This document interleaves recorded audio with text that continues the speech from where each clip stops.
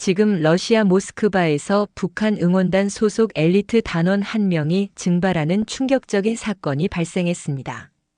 행사를 위해 파견된 12명의 응원단원 중 한 명이 감쪽같이 사라진 것입니다.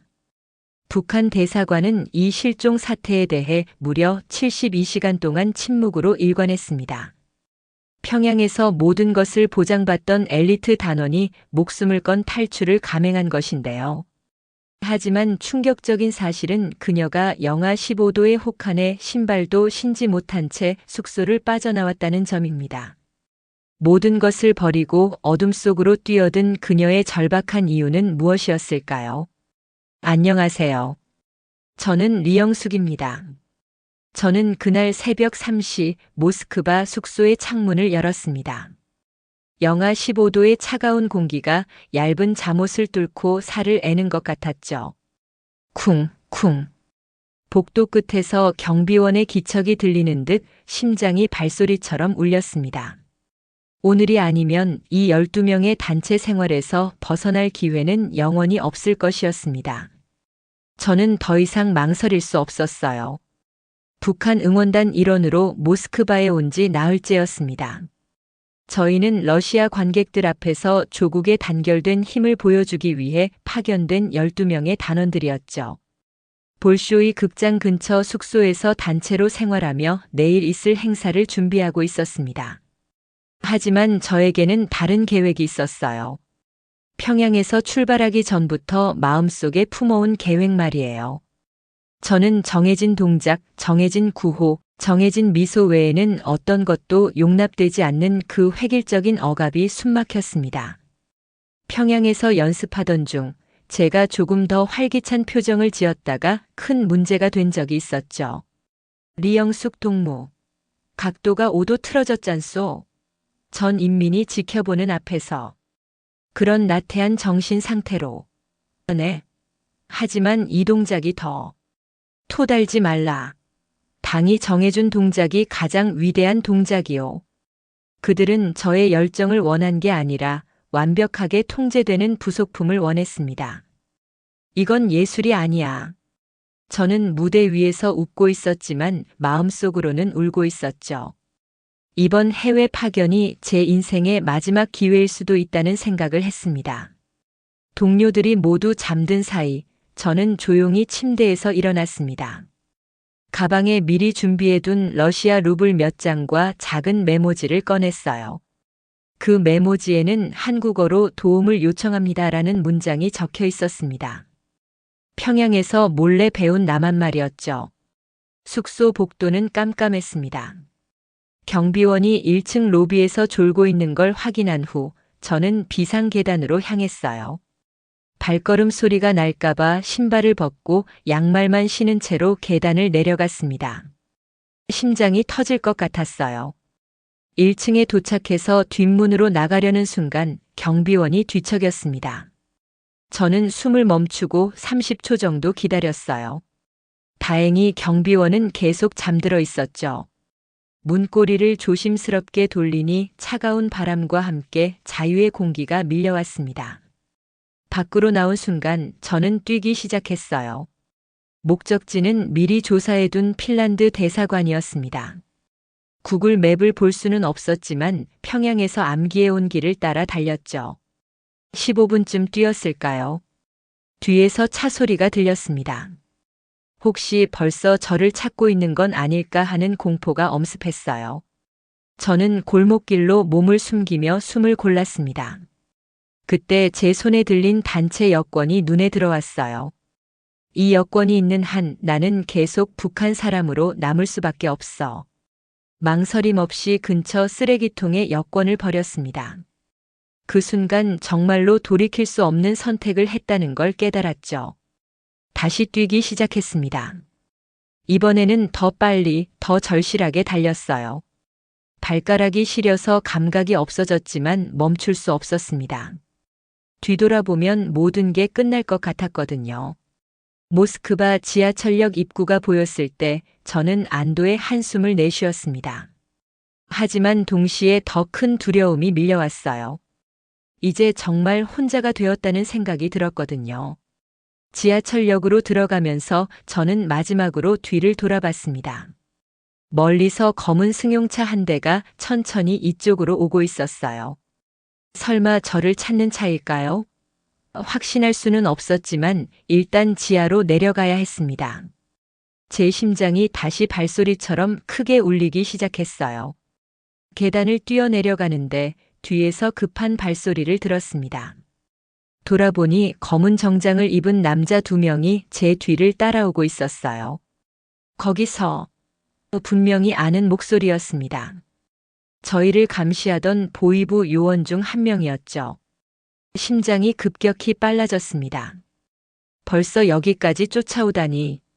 저는 앞만 보고 뛰기 시작했습니다. 그들도 같은 방향으로 따라왔어요. 이제 확실했습니다. 숙소에서는 이미 비상사태가 벌어졌을 거예요. 새벽 인원 체크 때 제가 없다는 걸 발견하고 즉시 수색에 들어간 거죠. 뒤쫓아오는 발소리가 점점 가까워졌습니다. 놓치면 안 돼. 잡아. 그들의 외침이 지하 계단에 울려 퍼졌어요. 저는 방향을 틀어 기둥 뒤 골목길 같은 통로로 몸을 숨겼어요. 벽에 등을 대고 숨을 죽이며 기다렸습니다. 제발, 제발 지나가라. 심장 소리가 너무 커서 그들에게 들릴 것 같았어요. 30초 정도 지났을까요? 이쪽으로 갔나? 아니, 저쪽이야.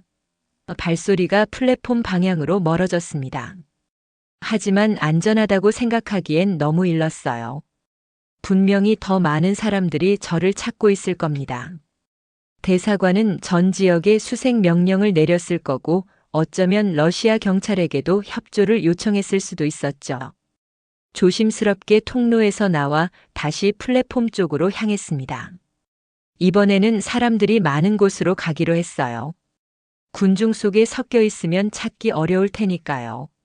모스크바 지하철역으로 향하는 길에 또 다른 검은 승용차를 봤어요. 차 안에 사람들이 앉아 있었는데 분명히 나를 찾는 사람들이다라는 직감이 왔습니다. 저는 일단 다른 길로 우회하기로 했어요. 우회하는 과정에서 시간이 더 많이 걸렸습니다. 핀란드 대사관까지는 아직 한참 남았는데 벌써 이렇게 추격을 받고 있으니 불안했어요. 결국 용기를 내어 지하철역으로 들어갔습니다. 최대한 자연스럽게 걸으려고 노력했어요. 하지만 손이 떨려서 제대로 표정 관리가 안 됐습니다. 표를 사려고 자동 판매기 앞에 섰는데 러시아 돈이 부족했어요. 평양에서 준비해온 루블이 생각보다 적었거든요. 어떻게 해야 할지 당황스러웠습니다. 그때 친절한 러시아 할머니가 다가왔어요. 도움이 필요한가요, 아가씨? 할머니는 러시아 말로 뭔가 말씀하셨지만 저는 알아들을 수 없었어요. 그래도 몸짓으로 도움이 필요하다는 걸 표현했더니 표를 사주셨습니다. 정말 고마웠지만 동시에 더 불안해졌어요. 이런 식으로 눈에 띄면 안 되는데 말이죠. 드디어 지하철에 탔습니다. 지하철 플랫폼에 도착했을 때 새벽 첫 차가 들어오고 있었거든요. 저는 망설임 없이 그 지하철에 올라탔어요. 어디로 가는 지하철인지도 모른 채로 말이죠. 중요한 건 이곳에서 벗어나는 것이었으니까요. 지하철이 움직이기 시작하면서 저는 창밖을 바라봤습니다. 어둠 속으로 사라져가는 모스크바의 불빛들을 보며 새로운 삶이 시작되었다는 걸 실감했어요. 무서웠지만 동시에 자유로웠습니다. 저는 지하철을 타고 이곳저곳을 돌아다니다가 어느 이름 모를 역에서 내렸습니다. 밖으로 나오니 이미 동이 트기 시작했지만 거리를 헤매는 제 모습은 쫓기는 짐승과 다름없었죠. 그때 한 러시아 남자가 저에게 다가왔습니다. 그는 세르게이라고 자신을 소개했어요. 괜찮아요? 도움이 필요해 보여요. 그는 서툰 영어와 몸짓을 섞어 말했습니다. 제가 고개를 끄덕이자 그는 손짓으로 따라오라고 했습니다. 다른 선택지가 없었던 저는 그를 따라갔어요. 세르게이는 저를 낡은 건물의 지하 창고로 데려갔습니다. 계단을 내려가니 습하고 어두운 공간이 나타났어요. 여기서 며칠 숨어 있으라고 하더라고요. 창고 안에는 오래된 상자들과 먼지가 쌓인 가구들이 있었습니다. 불빛은 작은 전구 하나뿐이었고 창문도 거의 없어서 낮인지 밤인지 구분하기 어려웠습니다. 하지만 안전한 곳이라는 생각이 들어서 안도했어요. 세르게이는 빵 몇 개와 물병을 가져다 줬습니다. 이거 먹어요. 그리고 절대 밖으로 나가지 말아요. 위험해. 저는 고개를 끄덕이며 이해했다고 표시했습니다. 정말 고마운 사람이었어요. 첫 번째 밤이 가장 길게 느껴졌습니다. 바닥에 담요를 깔고 누워있으니 온갖 생각이 들더라고요. 가족들은 지금 어떻게 있을까? 동료들은 무사히 행사를 마쳤을까? 나를 찾기 위해 얼마나 많은 사람들이 움직이고 있을까? 두려움에 몸이 떨렸습니다. 두 번째 날 아침 위층에서 발소리가 들렸습니다. 여러 명의 무거운 발소리였어요. 저는 숨을 멈추고 귀를 기울였습니다. 이 근처가 확실해? 샅샅이 뒤져. 여자 하나가 하늘로 솟지 않았을 거 아냐. 러시아 말이었지만 그들의 거친 톤은 분명 수색대라는 것을 알 수 있었죠. 심장이 다시 빨라지기 시작했어요. 발소리는 30분 정도 계속됐습니다. 위층을 이곳저곳 뒤지는 소리도 들렸어요. 저는 창고 구석 상자들 사이로 몸을 숨겼습니다. 만약 내려온다면 최대한 늦게 발견되고 싶었거든요. 쥐 죽은 듯이 숨을 참았습니다. 다행히 그들은 지하로 내려오지 않았습니다. 1시간 후에 발소리가 완전히 사라졌어요. 하지만 저는 한참 동안 더 숨어 있었습니다. 혹시 한 명 정도 남아서 지키고 있을 수도 있었으니까요. 두 번째 밤에는 잠을 거의 이루지 못했어요. 72시간. 그 어둡고 습한 공간에서의 시간은 마치 영원처럼 느껴졌습니다. 쥐가 뛰어다니는 소리, 건물이 삐걱거리는 소리까지도 모두 위협으로 느껴졌죠. 그때 가족들 생각이 많이 났어요. 저 때문에 가족들이 고생하는 건 아닐까 하는 생각에 눈물이 났습니다. 하지만 후회하지는 않았어요. 이미 선택한 길이었고 돌아갈 수도 없었습니다. 세 번째 날 오후 72시간이 거의 다 되었을 무렵 세르게이가 다시 왔습니다. 이번에는 다른 사람과 함께였어요. 그 사람은 영어를 조금 할 줄 알았습니다. 괜찮아요? 많이 무서웠죠? 저는 고맙다고 괜찮다고 겨우 대답했습니다. 그들이 가져온 소식은 충격적이었어요. 북한 대사관에서 저를 찾기 위해 러시아 경찰에 공식 협조를 요청했다는 거였습니다. 제 사진이 여러 곳에 배포됐다고 하더라고요. 이제 정말 위험해진 상황이었어요. 하지만 동시에 희망적인 소식도 있었습니다. 우리는 국제 NGO입니다. 당신의 상황을 알고 있어요. 지금부터 우리가 도울 겁니다. 며칠 후가 아니라 바로 지금 안전한 곳으로 이동시켜 줄 수 있을 것 같다고 했습니다. 세르게이가 급하게 저를 불렀습니다. 표정이 심각했어요. 지금 당장 나가야 해요. NGO 사람들이 와서 당신을 데려갈 준비가 됐습니다. 저는 72시간 동안 입었던 옷을 털고 일어났어요. 빵과 물로만 버텼더니 몸이 많이 약해졌지만 다리에 힘을 주며 참았습니다. 드디어 이 어둡고 습한 지하 창고에서 나갈 수 있다는 생각에 가슴이 두근거렸어요. 세르게이는 제게 모자와 선글라스를 건네줬습니다. 최대한 얼굴을 가리라는 뜻이었죠. 계단을 올라가며 저는 마음속으로 이 지하 창고에 감사했어요. 비록 춥고 불편했지만 저를 안전하게 지켜준 곳이었거든요. 지하 창고에서 나온 순간 따뜻한 햇살이 얼굴을 비췄습니다. 72시간 만에 보는 자연광이었어요. 건물 앞에 하얀 승합차 한 대가 서 있었습니다. 차 옆에 서구인 2명이 서 있었어요. 한 명은 중년 남성이었고 다른 한 명은 젊은 여성이었습니다. 중년 남성이 저에게 다가와서 영어로 말을 걸었습니다. 반가워요. 저는 톰입니다. 국제인권단체에서 일하고 있어요. 이제 안전합니다. 저는 떨리는 목소리로 감사하다고 답했습니다. 영어가 서툴렀지만 마음은 충분히 전해진 것 같았어요. 젊은 여성은 안나라고 했습니다. 러시아와 영어를 모두 할 줄 알았어요. 저희 상황을 이해하고 있어요. 우선 핀란드 헬싱키로 갈 겁니다.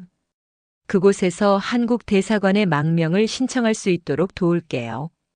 그 말을 들으니 정말 안심이 되었어요.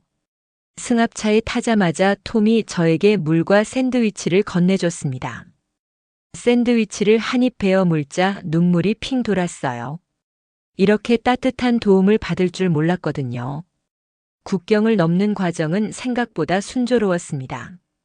NGO에서 미리 준비한 서류들이 있어서 큰 문제 없이 통과할 수 있었어요.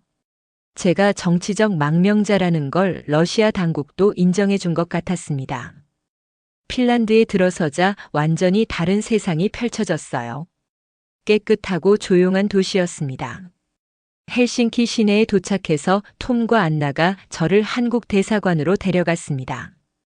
대사관 문을 통과하는 순간 톰이 제 어깨를 두드리며 말했어요. 이제 정말 다 왔어요, 영숙 씨. 영사관 직원을 만났을 때 저는 참았던 눈물을 터뜨렸습니다. 저 한국으로 가고 싶습니다. 그 말을 하는 순간 저는 정말로 자유를 얻었다는 실감이 났거든요. 핀란드 헬싱키에서 일주일 후 저는 드디어 한국행 비행기에 몸을 맡겼습니다. 좌석에 앉아 안전벨트를 매는 순간 정말로 한국에 간다는 실감이 났어요. 10시간의 비행이었지만 하나도 지루하지 않았습니다. 비행기가 인천공항에 착륙하는 순간 저도 모르게 박수를 쳤어요. 마침내 한국 땅을 밟게 됐다는 기쁨 때문이었습니다. 공항에서 내려 입국 수속을 밟고 저는 조사를 받은 후 안성에 있는 하나원으로 이송됐습니다. 앞으로 3개월간 한국 사회 적응 교육을 받는 곳이라고 했죠. 처음에는 어색했지만 같은 처지의 탈북민 동료들이 많아서 금세 친해질 수 있었어요. 첫 번째 일정은 건강검진이었습니다. 의사 선생님이 제 손을 잡으며 말씀하셨어요. 영숙 씨, 여기까지 오느라 정말 고생 많으셨어요. 어디 불편한 곳 있으면 언제든 말하세요.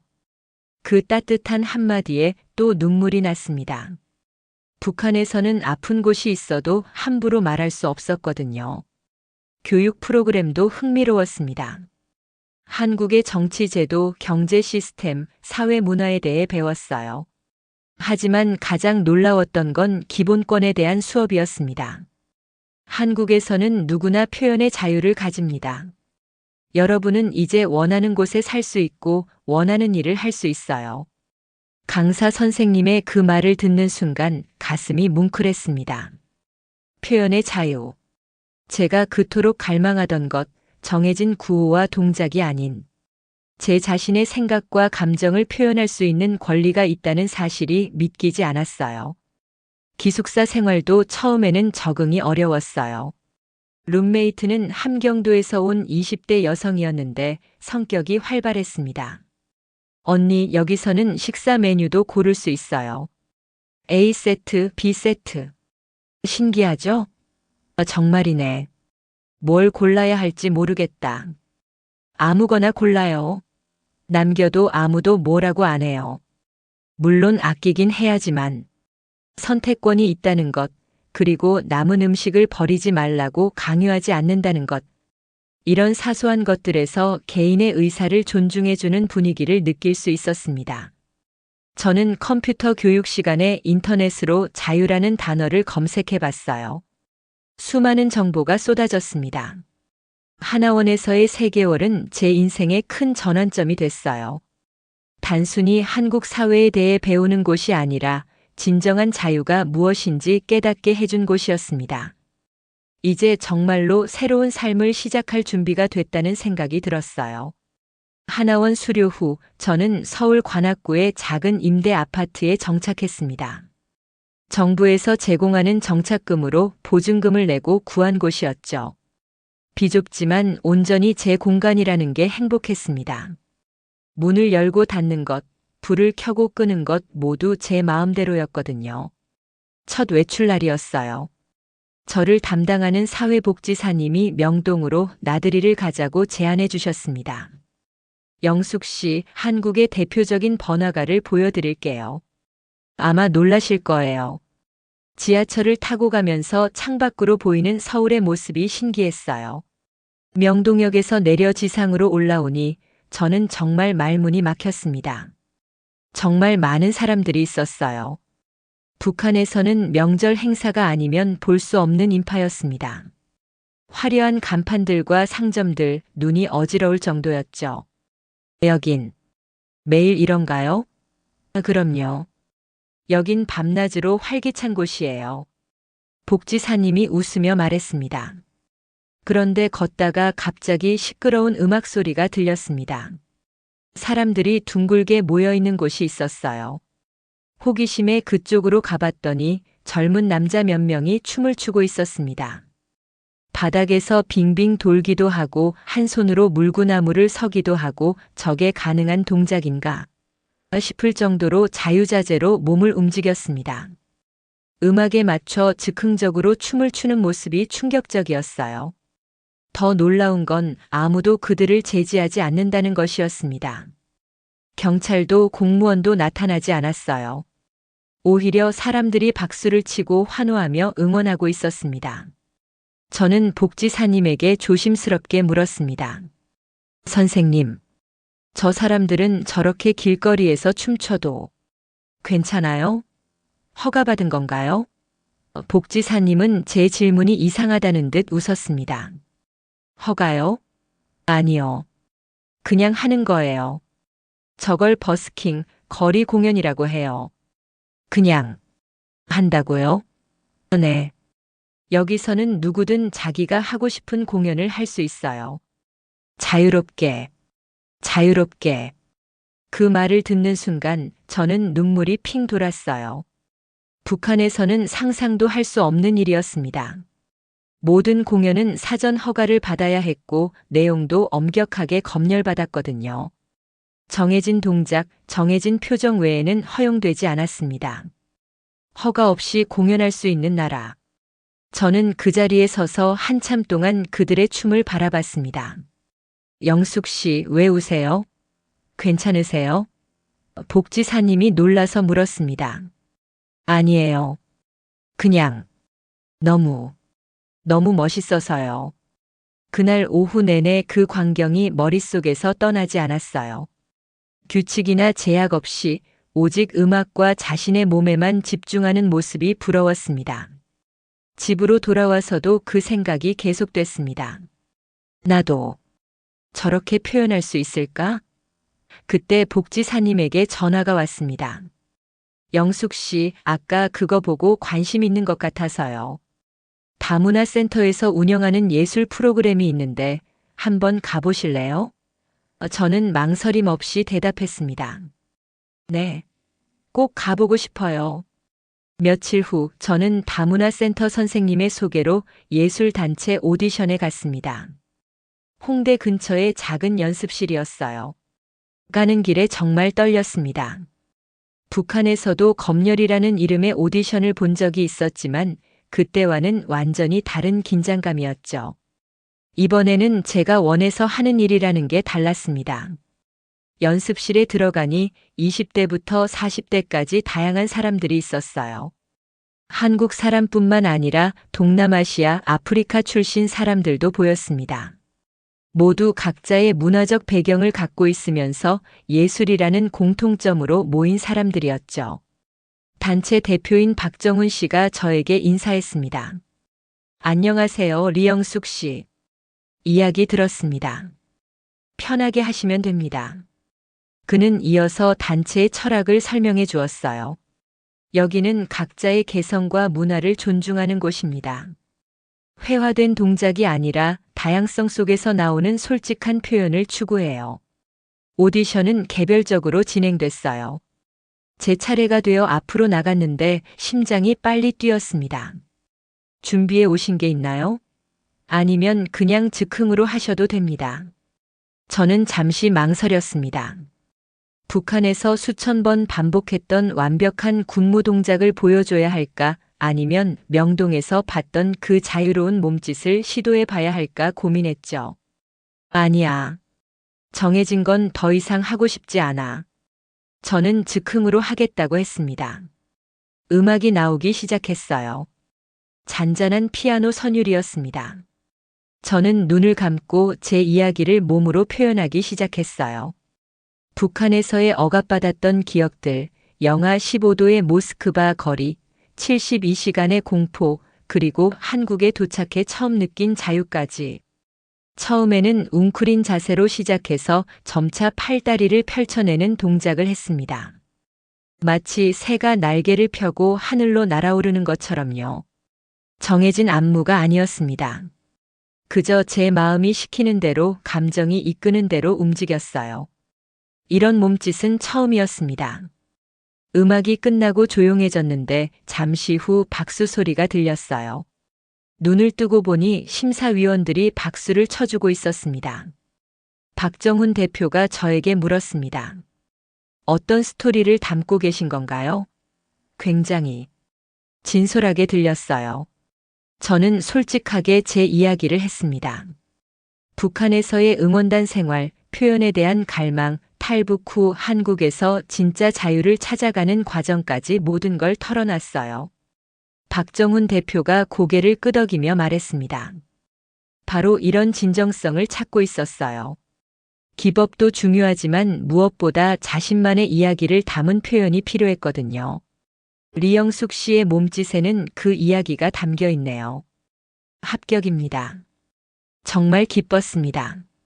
제 기술이 아니라 제 이야기가 인정받았다는 사실이에요. 처지 연습날 다른 멤버들을 만났습니다. 베트남에서 온 리엔, 가나에서 온 코피, 중국 조선족 출신 민지까지 정말 다양했죠. 말은 서툴렀지만 우리는 서로의 몸짓을 보며 소통했습니다. 제가 북한에서의 절도 있는 동작을 보여주자 코피가 아프리카의 리듬으로 답했고 리엔이 부드러운 손동작을 더했습니다. 이것이 진짜 소통이구나. 저는 그들과 함께라면 제 새로운 표현을 찾을 수 있을 것 같았습니다. 몇 달 후 저희의 첫 공연이 서울 시내 작은 극장에서 열렸습니다. 경계를 넘나드는 표현이라는 주제였죠. 무대에 오르기 전 박정훈 대표가 저희 손을 잡아주었어요. 여러분의 진심을 보여주세요. 기술이 아니라 마음을요. 무대 위에서 저는 제 모든 것을 쏟아냈습니다. 웅크렸던 억압의 시간, 얼음장 같던 모스크바의 거리, 그리고 이곳에서 찾은 희망을요. 공연이 끝나고 기립박수가 터져 나왔을 때 저는 깨달았습니다. 제 이야기가 제 몸짓이 사람들의 마음에 전달되었다는 것을요. 공연은 예상보다 큰 반향을 일으켰습니다. 며칠 후 한 방송국에서 제 이야기에 관심을 갖고 인터뷰를 요청해 왔어요. 다큐멘터리로 만들고 싶다고 하더라고요. 처음에는 망설였습니다. 제 이야기가 공개되면 가족들에게 피해가 갈까봐 걱정이 앞섰죠. 하지만 박정훈 대표가 용기를 줬습니다. 영숙 씨의 이야기는 다른 사람들에게 큰 힘이 될 거예요. 이건 영숙 씨만의 이야기가 아니에요. 고민 끝에 인터뷰에 응했습니다. PD님이 제게 물었어요. 리영숙 씨가 모든 걸 버리고 탈출한 단 하나의 이유가 있다면 무엇인가요? 저는 카메라를 보며 솔직하게 말했습니다. 자유로운 표현이었습니다. 북한에서의 저는 정해진 도구였어요. 하지만 여기서는 예술이 자유입니다. 누구든 자신이 원하는 방식으로 표현할 수 있어요. 그게 바로 제가 찾던 진짜였습니다. 다큐멘터리가 방영된 후 정말 많은 사람들이 응원 메시지를 보내왔습니다.